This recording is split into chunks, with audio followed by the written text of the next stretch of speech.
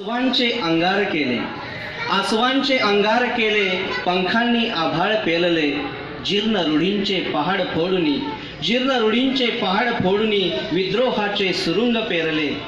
अशी ती आई, ज्ञान माऊली, समतेची सावली, सावित्रीमाई, जिला ज्योतिबा प्रेमाने साऊ असं म्हणायचे.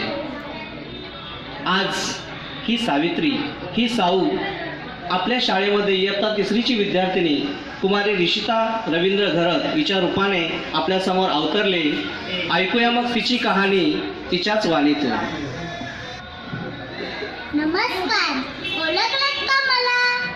होय, मी सावित्री ज्योतिबा फुले बोलते. माझा जन्म 3 जानेवारी 1831 रोजी सातारा जिल्ह्यातील नायगाव येथे झाला. वयाच्या 9व्या वर्षी माझा विवाह महात्मा ज्योतिराव फुले यांच्याशी झाला.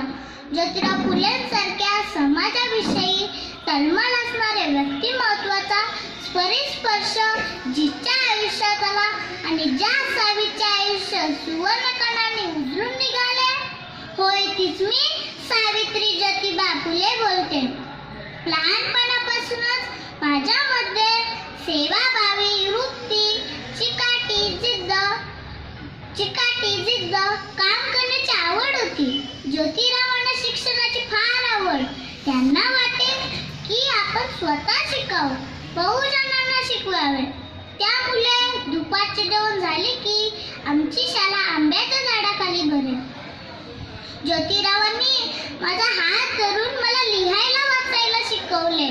माझ्यामध्ये असणारी जी शिक्षणाची सुप्त इच्छा ज्योतिरावांमुळे पूर्ण झाली.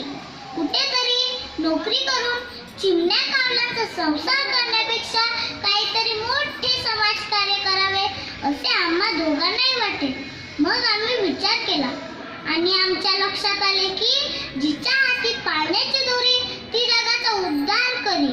म्हणून आम्ही मुलींसाठी शाळा सुरू करण्याचे ठरवले. पण लोकांसारखे ब्रह्मज्ञान आणि आपण मात्र कोरडे पाषाण असे व्हायला नको, म्हणून ज्योतिरावांनी आधी मला शिकवले.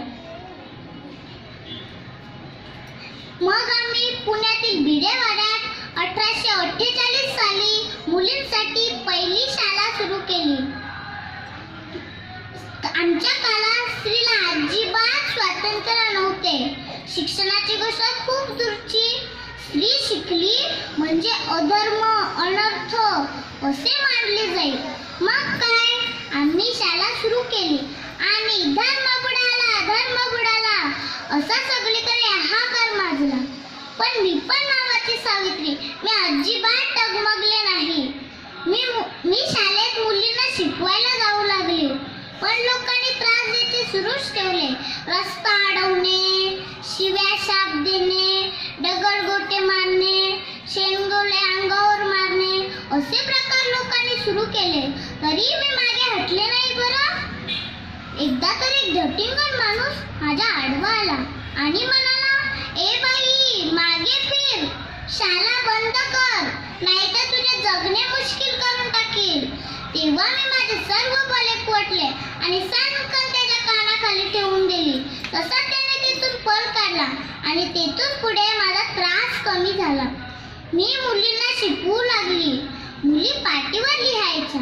तेव्हा मला वाटायचे या मुली स्वतःच्या उज्ज्वल भविष्यात लिहायला लागल्यात. माझ्या समोर बसलेल्या माझ्या लेकींनो, तुम्ही स्वतःला सावित्रीच्या लेकी समजता ना?